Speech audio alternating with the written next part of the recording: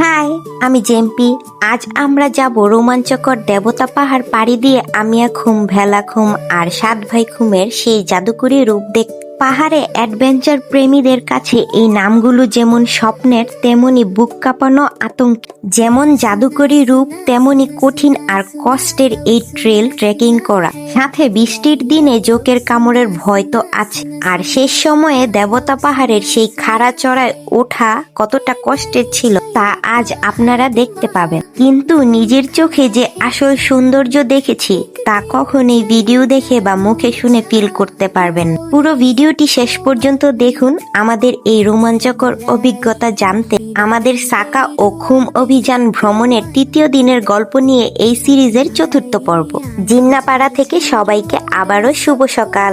আজ ভোর 4:30 আমাদের ঘুম ভেঙে গিয়েছে, কারণ আমাদের আজ যেতে হবে ঘুমের রাজ্যে। হোস্ট আমাদের কড়া টাইম দিয়েছেন, ঠিক সকাল 7টায় রওনা হতে হবে। আর পুরো পাড়ায় আমাদের ঘরের জন্য পানির কল একটা, টয়লেটও একটা। তাই দেরি না করে আমি আর সৌরভ সবার আগে উঠে ফ্রেশ হয়ে নিলাম। আজকের সকালটা কিন্তু কালকের চেয়ে একদম অন্যরকম।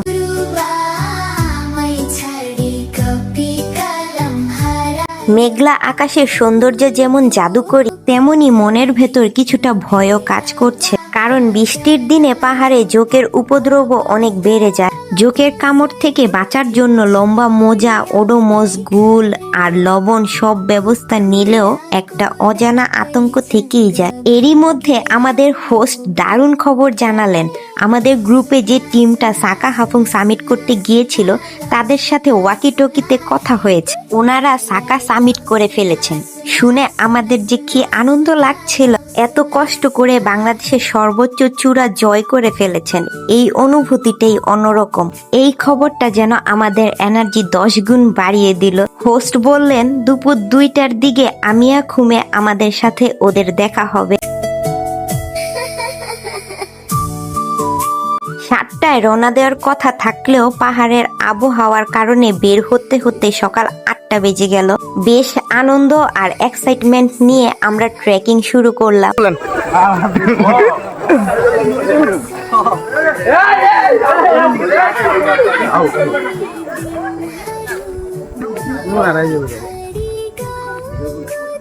খুশিতে আমার পায়ের সেই ফোসকা আর ব্যথার কথা তো ভুলেই গিয়েছিলাম। লম্বা মোজা পরাতে পায়ে বেশ ভালো একটা সাপোর্ট পাচ্ছিলাম। আমাদের প্রথম মিশন দেবতা পাহাড়।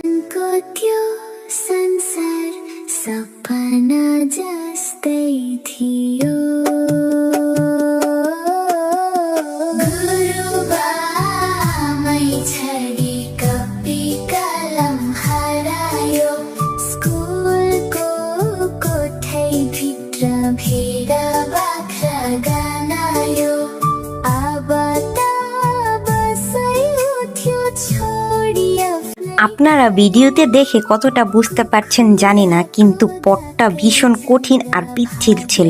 সাথে গুড়ি গুড়ি বৃষ্টি থাকায় জোকের ভয় একদম চরমে।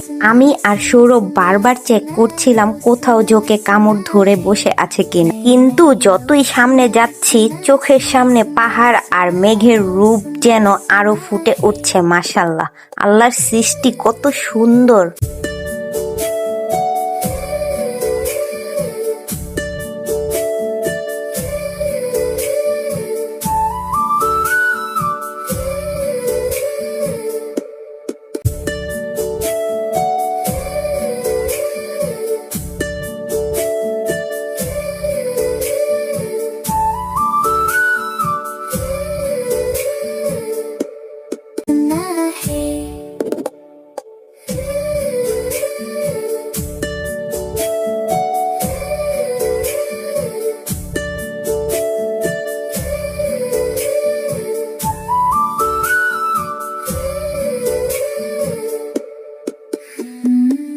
হাঁটতে হাঁটতে ফোসকার ব্যথাটা আবার জানান দিতে শুরু করলো।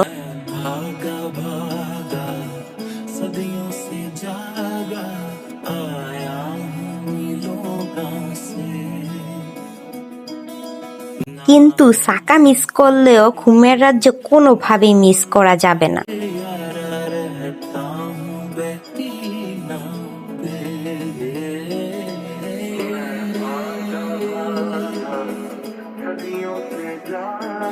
আল্লাহর নাম নিয়ে শেষমেশ আমরা দেবতা পাহাড়ের চূড়ায় পৌঁছালাম। ওখানকার মাচায় বসে আমরা একটু রেস্ট নিলাম আর একটা ডিম সিদ্ধ খেলাম। এখান থেকে নাকি মেঘ না থাকলে সাকা হাফং আর তাজিংডং চূড়া দেখা যায়। আজ মেঘের কারণে সবকিছু একটু আবছা, কিন্তু চারপাশের ভিউ এক কথায় অসাধারণ।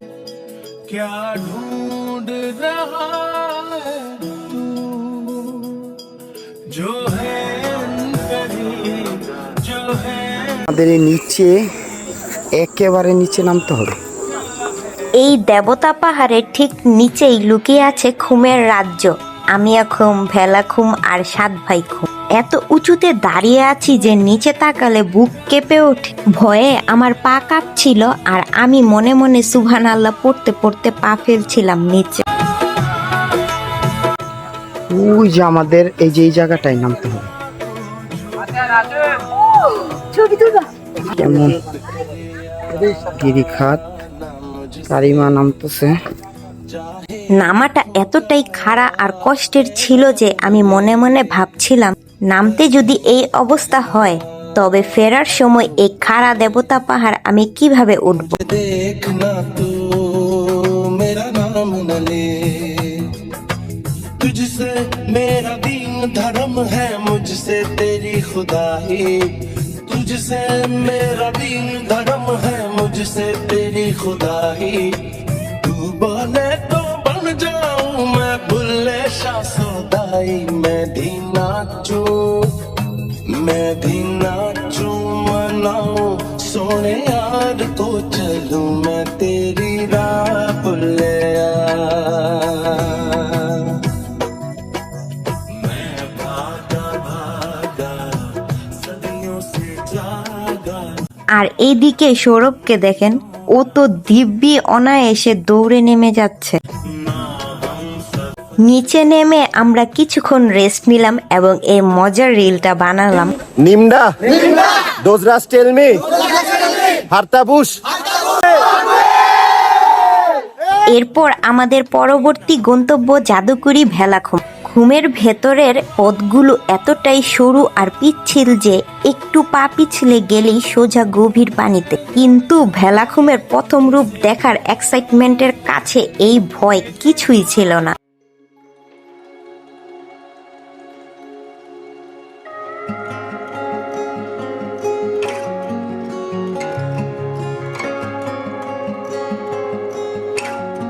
এই সুন্দর বাঁশের ভেলাগুলো আমাদের নিয়ে যাচ্ছে ভেলাখুমের গভীরে। একটা ভেলাতে 10 জনের বেশি বসা যায় না।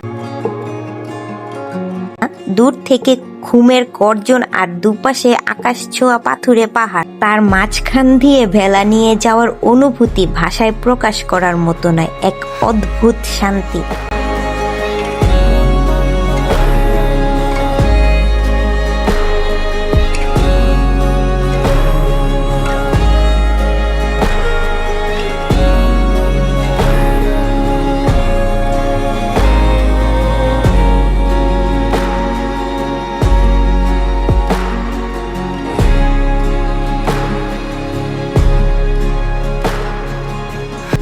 ভেলা থেকে নামলেই কিন্তু সহজে ঘুম পাওয়া যায় না। বেশ কিছু বড় বড় এবং পিচ্ছিল পাথর পার হয়ে আমাদের সামনে ধরা দিল ভেলাখুমের মূল রূপ।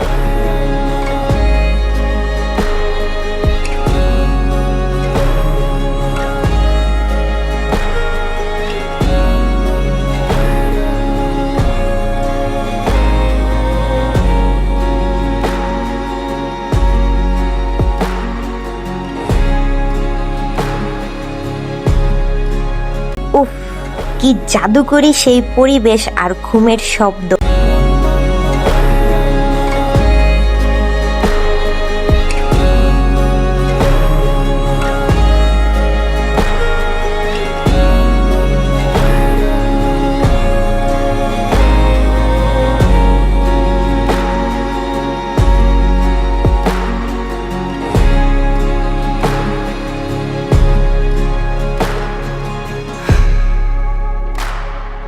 ভেলাখুম শেষ করে আমরা সোজা চলে এলাম আমিয়া খুম।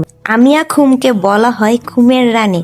ভিউটা দেখে ভেতরে ভেতরে যে কি পরিমাণ খুশি আর আনন্দ লাগছিল তা বলে বোঝাতে পারবো না। পাহাড়ের এত গভীরে এমন একটা স্বর্গ লুকিয়ে থাকতে পারে, না দেখলে বিশ্বাস করা অসম্ভব।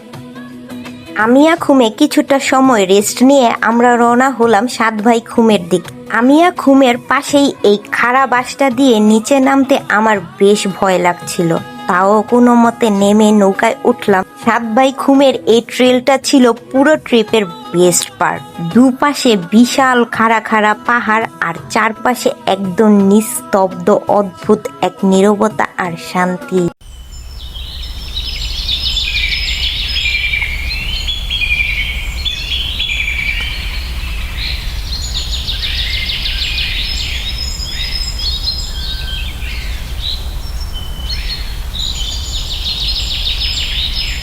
আচ্ছা, আপনারা কি জানেন এই সাত ভাই খুমের নামের পেছনের রহস্য কি? স্থানীয় পাহাড়ি মানুষদের বিশ্বাস, এখানে যে 7টি বড় বড় উঁচু পাথর আছে তারা এক সময় আসল সাত ভাই ছিল। কোনো এক অভিশাপের কারণে তারা পাথর হয়ে যায়।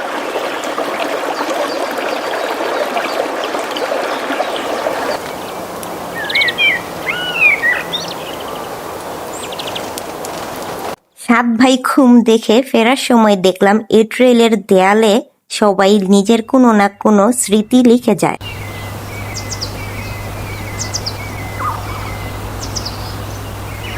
তাই সৌরভও আমাদের নামের অক্ষর লিখে দিয়ে এলো।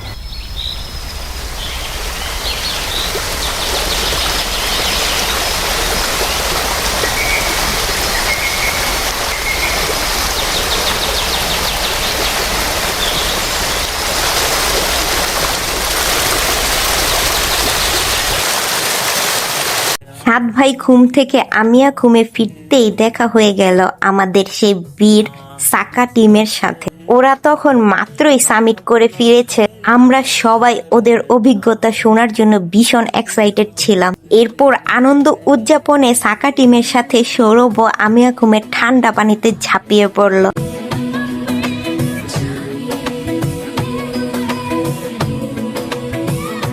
ঠিক তখনই শুরু হলো মুষলধারে ঝুম বৃষ্টি। আমিয়া খুমের জলপ্রপাত আর এই বৃষ্টির কম্বিনেশন যে কি জাদুকরী লাগছিল।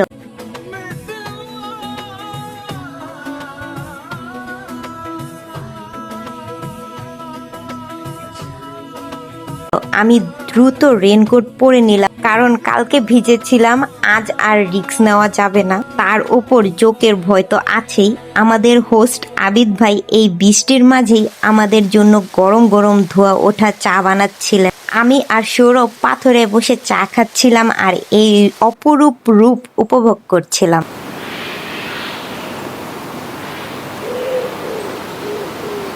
বৃষ্টি কমার কোনো লক্ষণ ছিল না, তাই আমরা সবাই মিলে ঠিক করলাম এই বৃষ্টির মাঝেই দুপুরের খাবারটা খেয়ে নেব। ঝুম বৃষ্টির মধ্যে আমিয়া খুমে বসে কলা পাতায় করে পাহাড়ি গরম খাবার খাওয়ার এই এক্সপিরিয়েন্সটা আমার জীবনের ওয়ান অফ দ্য বেস্ট ছিল।